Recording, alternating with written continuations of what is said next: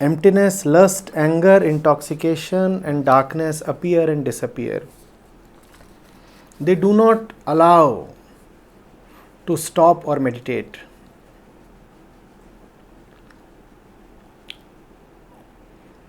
It's becoming one's nature now to continuously seek something more.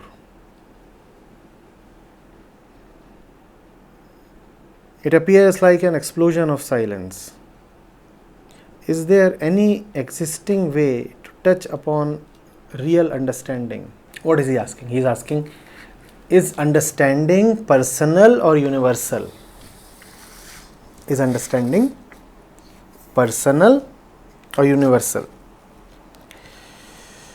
And then he says that emptiness, lust, anger, intoxication, darkness, etc. appear, disappear, and they don't allow to stop or meditate. And then he is finally asking, is there a way to touch upon real understanding?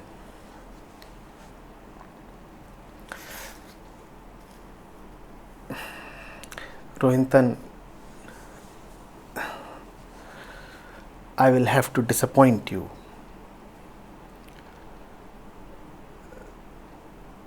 Understanding is neither personal nor universal. Actually, understanding does not exist. If it does not exist, how can it be personal or universal or this or that?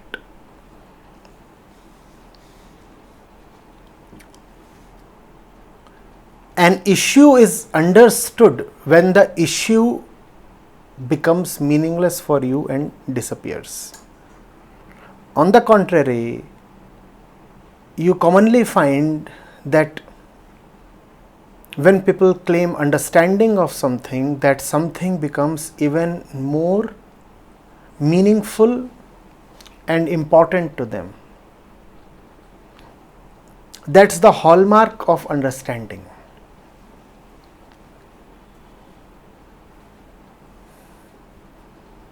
When something is understood, that something disappears from the mind, gone. If it is still present in the mind, it is not yet understood. And now I'll coin a new word, understander. It will be difficult for you to find it in the dictionary, but it's a useful word. So, stay with it.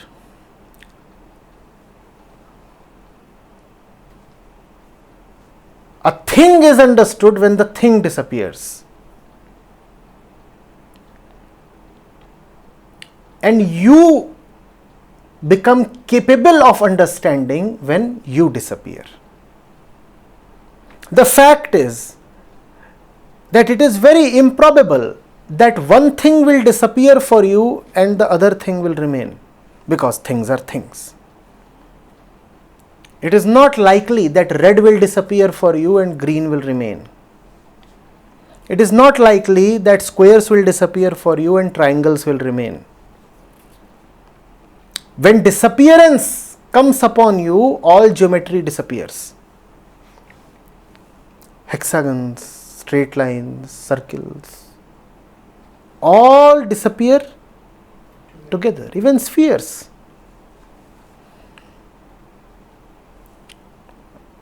Are you getting it? Real understanding is about going beyond a thing. And to really be the understander, you have to go beyond yourself. To understand a thing, you have to go beyond the thing. And if you have gone beyond the thing, why turn back and look at it? The thing becomes irrelevant. The thing becomes inconsequential. The thing becomes unimportant. Similarly, you become a man of understanding.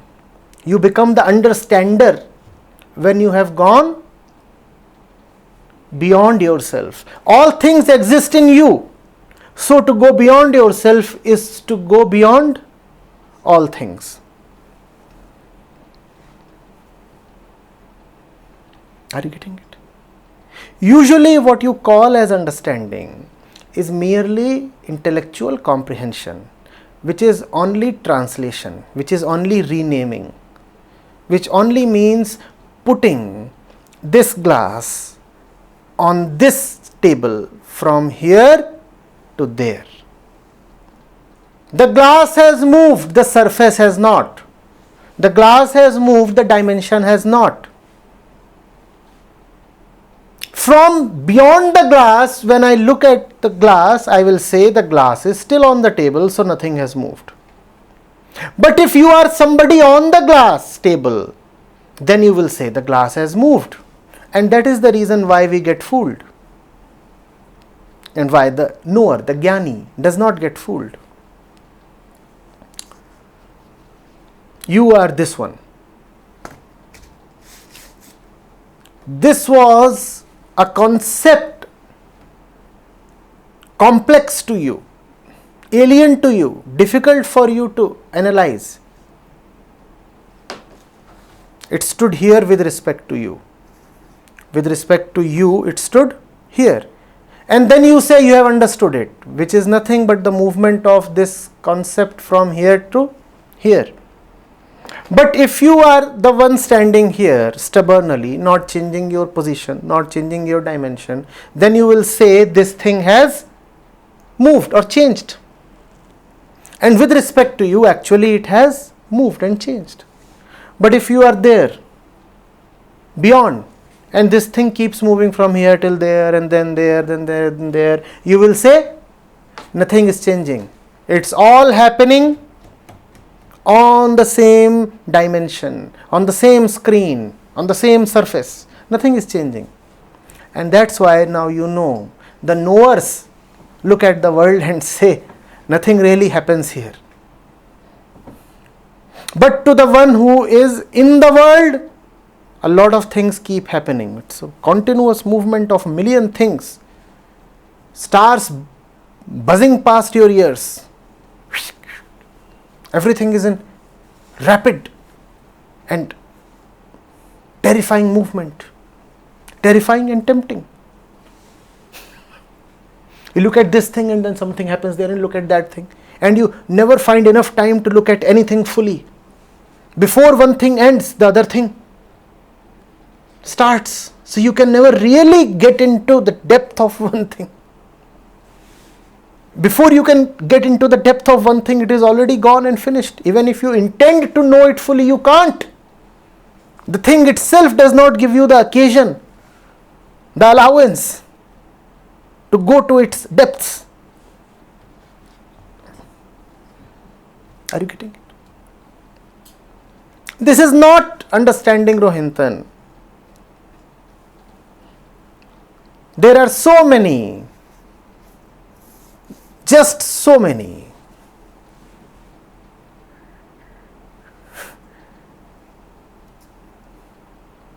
incredibly so many, who keep on using the word understanding very, very loosely.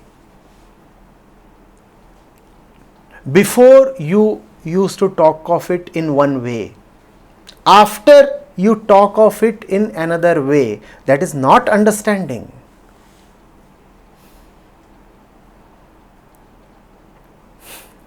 The thing still exists as a thing.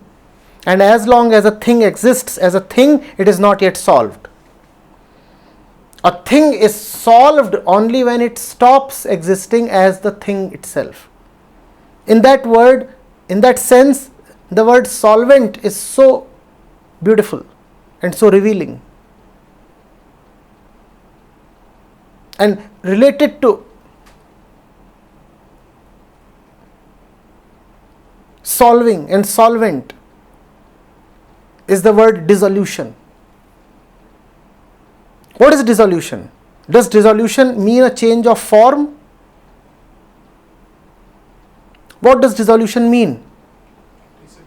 Dissolution means the form is gone. The thing does not exist. It's not merely that the thing has changed appearance. It's not merely that it can now be described in an alternate way or an alternate sense of set of words. The thing is just gone. It's dissolved. Laya. Such a beautiful word. Laya. Laya. Understanding is Leenata. Laya. Gone. Totally gone.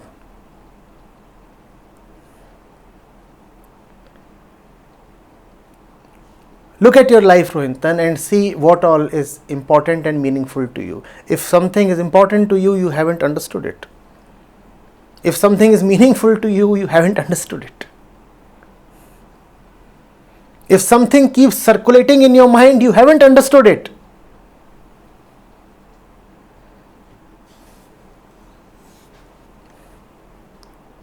I repeat, what is understood simply disappears from the mind. And as long as your mind is busy with something, that thing is not understood, and your mind is not yet worthy of being called the, what's that new word? Understander. Your mind is still not an understander. It's a nice word, understander. Your mind is still not standing under the truth. Your mind is still trying to rise up and above and do on.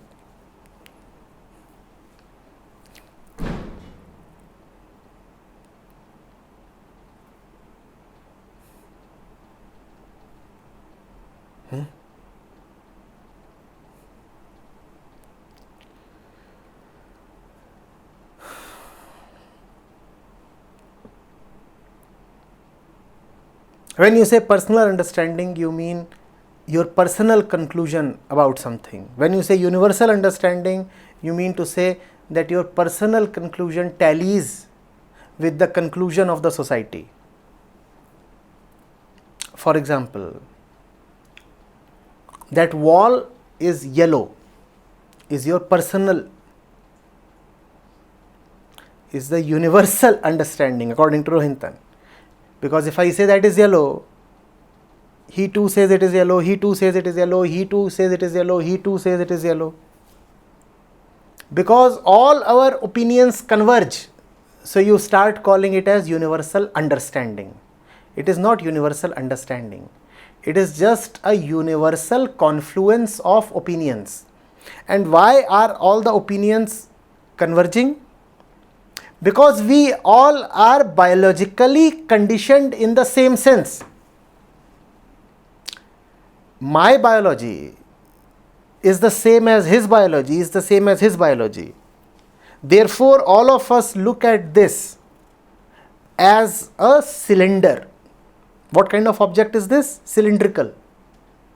Why do we all call it cylindrical? Why doesn't somebody call it spherical?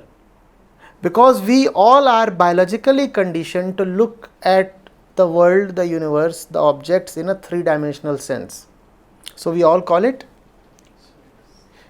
So it is an expression of our common conditioning. It is not universal understanding, it is universal conditioning. But look at the world. Whenever people converge on an opinion, you start calling that as the truth. You say 1 billion people cannot be wrong. 1 billion people are talking of the same thing because they have the same conditioning. Now, so that was your example of universal understanding. The wall is yellow and everybody says the wall is yellow, so you say fine. That means I have understood it. Now you say the wall is pretty, and this you call as your personal understanding. And now he may or may not agree with you. She may or may not agree with you. So you say it is a personal understanding because here disagreement is possible. This too is conditioning, but this is strictly personal conditioning. So Rohintan, personal conditioning you are calling as personal understanding. And biological conditioning you are calling as universal understanding. This is such a gross error. And drop it. What is understanding then? Who wants to talk of the wall? The wall is a goddamn wall.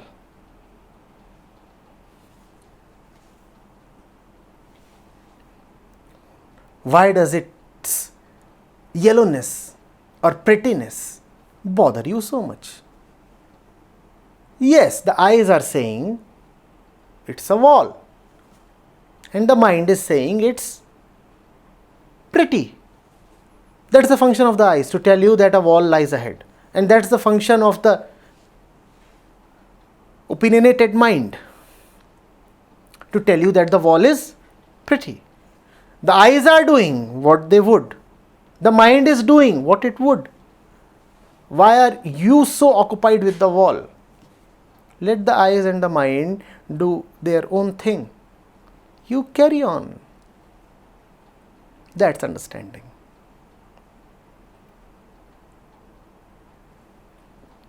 That's understanding. Resolution of conflict. Dissolution of self. That's understanding. Not merely suppression of conflict. Not merely the conflicting parties coming to an agreement. Resolution, resolved, gone. Gate gate paragate. Gone, gone, and gone beyond. Swaha. It's a beautiful word. Swaha. After gate gate paragate, you say swaha. Swaha means ha. Even the ashes don't matter now. Not only is the stuff gone, even the ashes are immaterial now. Gate, gate, paragate, swaha. That's understanding.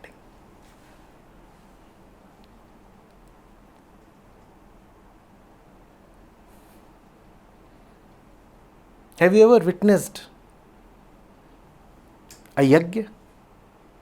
There they keep on chanting swaha.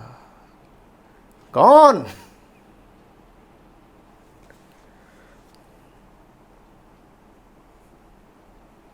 That's understanding. It used to be so material. And it's not a coincidence that the word material has two meanings. Material means this, and material also means important. When you say this is material, what you mean to say is that it holds a shape and form. And when you say this is material to me, it means it is important to me. So the material has been turned into immaterial. There was material in my hand. It used to mean something to me, it was important, and now it has been made immaterial. Swaha. That's understanding. It doesn't hold importance anymore. Had it held any importance, why would I have consigned it to the flames? Gone.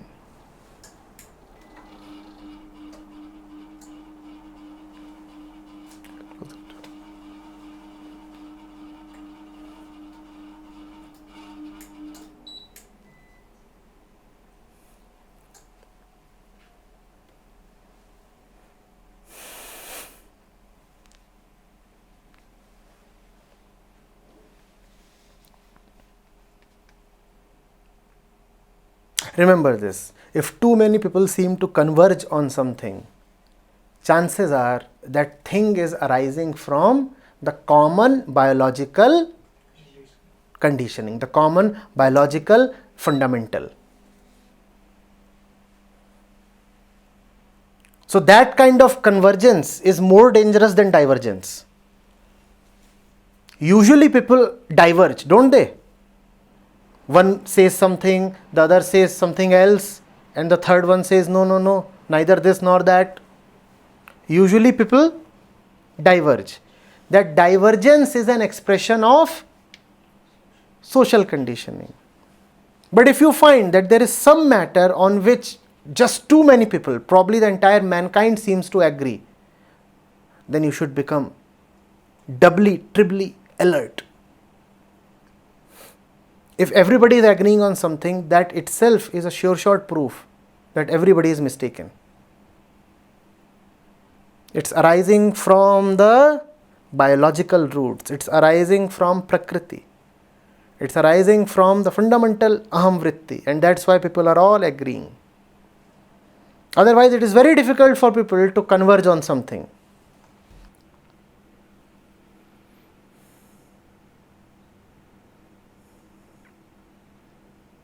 There is a great difference between truth and universality.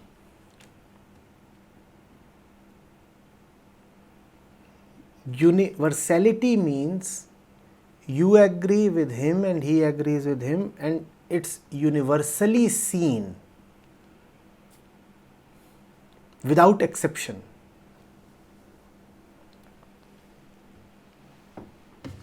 We all tend to fall into this trap. Just because something appears all pervasive, we start taking it as true. Have you understood why the universe is so difficult to be seen as false? I'll tell you why. You put this here. You go to sleep. You wake up and you come back and you still find it here. So what do you assume? A continuity in this. And if it is continuous without exception, then it qualifies to be called as truth.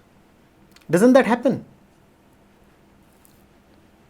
If something is not getting ever interrupted, it must be true. If no exception to something is ever visible, it must be true. No, it is not. Please understand.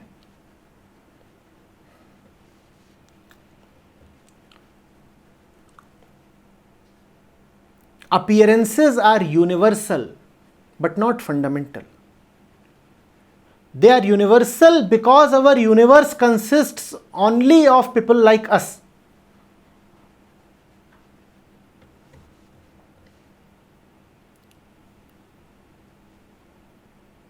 Because our universe is just our own projection. I am biologically built in the same way as he is. In that sense, I am the same as him.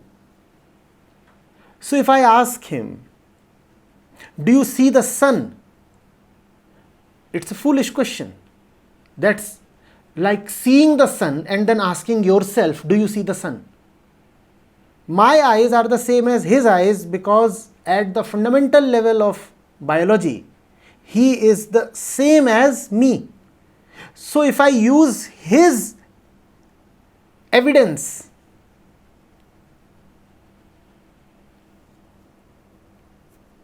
his words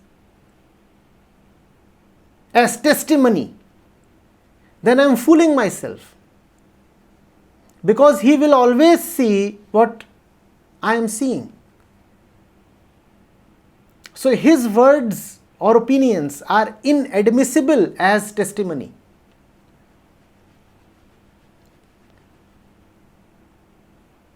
Are you getting it? It's like seeing that you have 5 fingers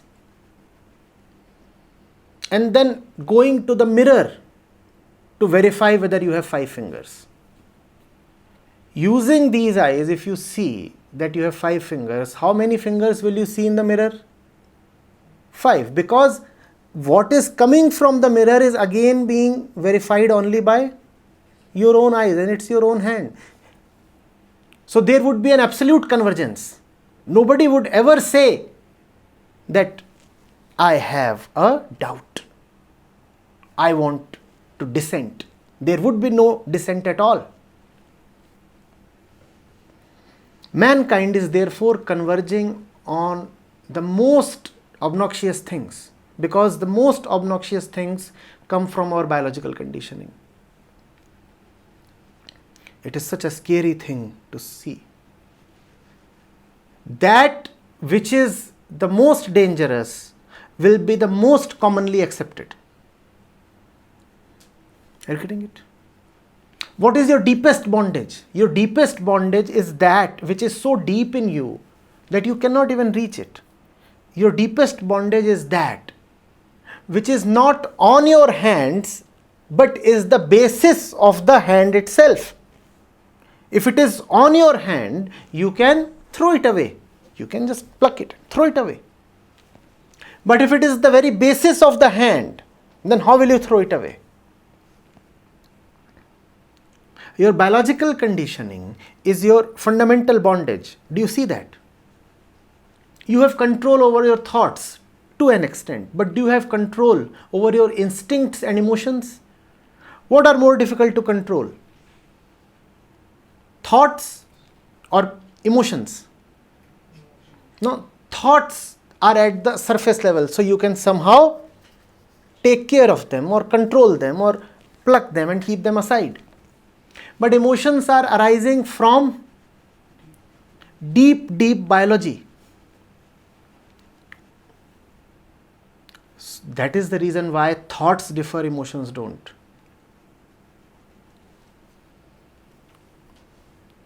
In thoughts of people, there are great variations. But in emotions, there is great convergence. Anger, lust, greed, fear, jealousy, insecurity, full stop. Give me the name of any other emotion. But thoughts, there is so much diversity. Among emotions, there is not much diversity. In fact, the deeper you go, you only find more and more convergence. Because the deeper you go, the more you are going towards your biological root. And there is just a point of convergence. That's why the rich man feels lust and the poor man also feels lust. But in the thoughts of the rich man and in the thoughts of the poor man, there would be great difference. But in the emotion, very little difference.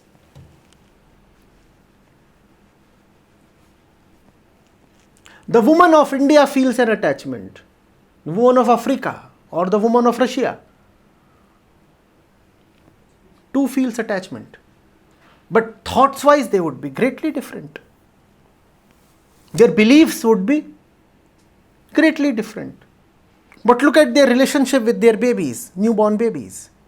And there you would find a great similarity. Why? Because it is extremely biological. It is coming from the biological root, which is the greatest and the first bondage.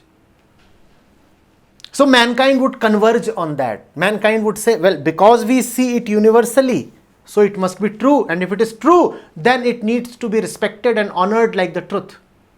And that is why we are respecting and honoring the greatest nonsenses. That which deserves to be immediately done away with is that which is receiving the greatest respect. And that's such a tragedy.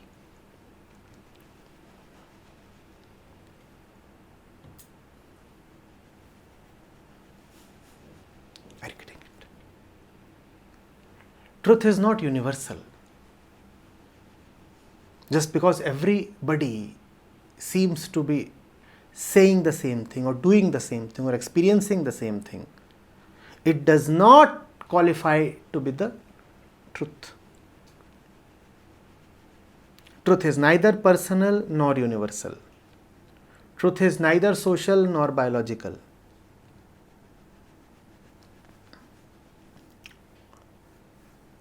Truth is neither buddhi nor prakriti.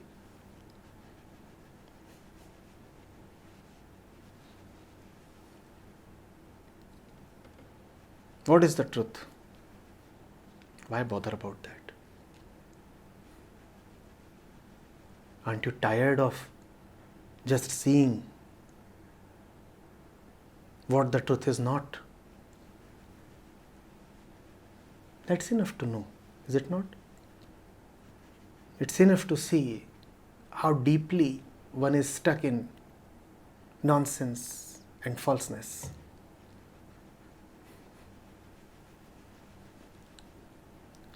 Why bother to come to a definition of truth?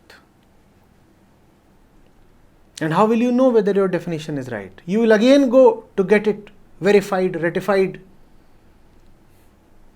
If your definition is mental, you will find divergence.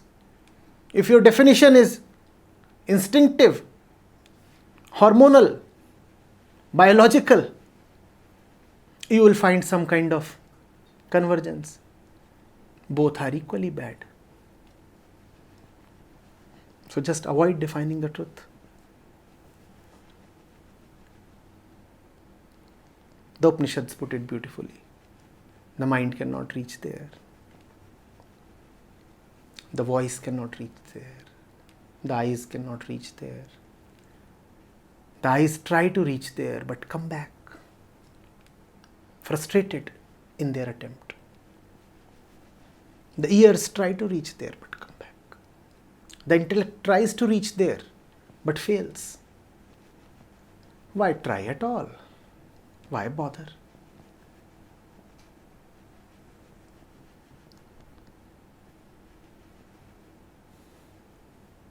So don't bother to understand, Rohinton.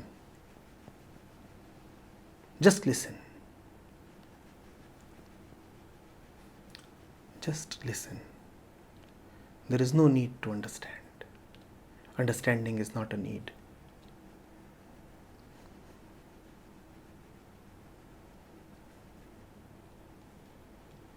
Just listen.